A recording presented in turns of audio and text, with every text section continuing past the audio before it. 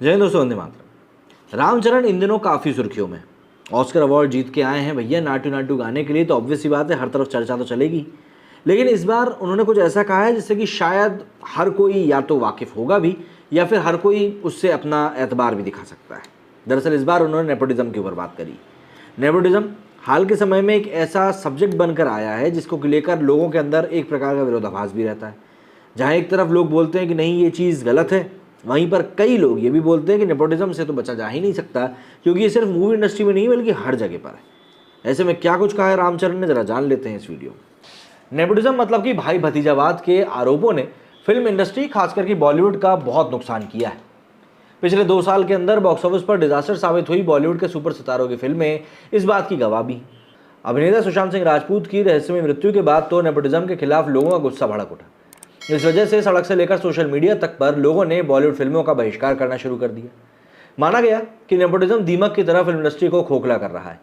लेकिन इन सब के बीच में कुछ स्टार किड्स ऐसे भी हैं जिनको मौका मिला तो अपने किसी रिश्तेदार की वजह से, लेकिन उन्होंने अपना मुकाम और नाम अपनी मेहनत के दम पर बनाया। ऐसे स्टार किड्स की फहरिस्त में साउथ सिनेमा के सुपरस्टार रामचरण का भी नाम आता है। मुख्यतः तेलुगु और तमिल फिल्मी इंडस्ट्री में काम करने वाले अभिनेता रामचरण की फिल्म RRR इस वक्त पूरी दुनिया में चर्चा में बनी हुई है। इस फिल्म के गाने नाटू नाटू को ऑस्कर अवार्ड मिलने के बाद पूरे देश में खुशी की लहर है। फिल्म की टीम लॉस एंजलिस में अकादमी अवार्ड इवेंट में हिस्सा लेने के बाद स्वदेश लौट रही है। इसी के तहत फिल्म के लीड एक्टर रामचरण दिल्ली जब पहुंचे थे, जहां उन्होंने इंडिया टुडे कॉन्क्लेव में हिस्सा लिया। यहां बातचीत के दौरान उन्होंने फिल्म इंडस्ट्री में नेपोटिज्म के सवाल पर जो कुछ कहा वो बॉयकॉट करने वाले लोगों को काफ़ी बुरा लग सकता है।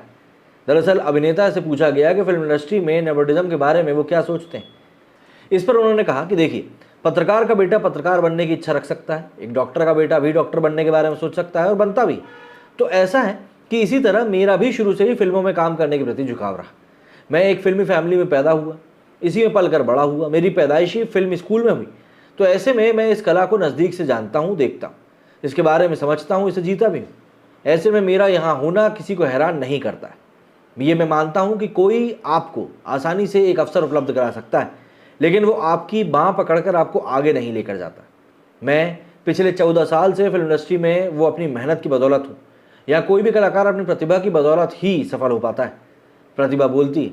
यदि किसी कलाकार में प्रतिभा नहीं है, उसे अपना काम अच्छे से नहीं आता, तो दर्शक उसे नकार देंगे। कोई भी अपना कीमती पैसा किसी बेकार कलाकार के ऊपर एक बार खर्च कर लेगा, लेकिन बार बार खर्च नहीं करेगा। रामचरण सुपरस्टार चिरंजीवी के बेटे हैं। यहाँ नेपोटिज्म को लेकर रामचरण ने जो कहा वो पूरी तरह से सही भी है, क्योंकि बिना प्रतिभा और मेहनत के तो कोई भी किसी भी क्षेत्र में लंबे समय तक सर्वाइव नहीं कर सकता। एग्जाम्पल के लिए बॉलीवुड के कुछ स्टार किड्स को ही ले लीजिए। यहाँ 2 तरह के उदाहरण देखने को मिलते हैं। एक तरफ तो कई बड़े सुपर सितारों के बच्चे भव्य लॉन्चिंग के बाद भी फिल्म इंडस्ट्री में अपने पांव पर खड़े नहीं हो पाए, जैसे कि अभिषेक बच्चन, तुषार कपूर, फरदीन खान, वरुण धवन, अथिया शेट्टी।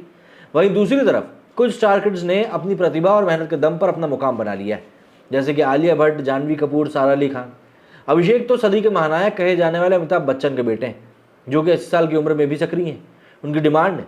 ऐसे में चाहते तो अभिषेक बच्चन को सुपरस्टार बना देते, लेकिन अभिषेक बच्चन में उनके जैसी प्रतिभा और मेहनत उस समय नहीं दिखी थी। आज की डेट में भले ही वो अच्छा काम कर रहे हैं, लेकिन यही वजह है कि वो एक एवरेज कलाकार बनकर रह गए।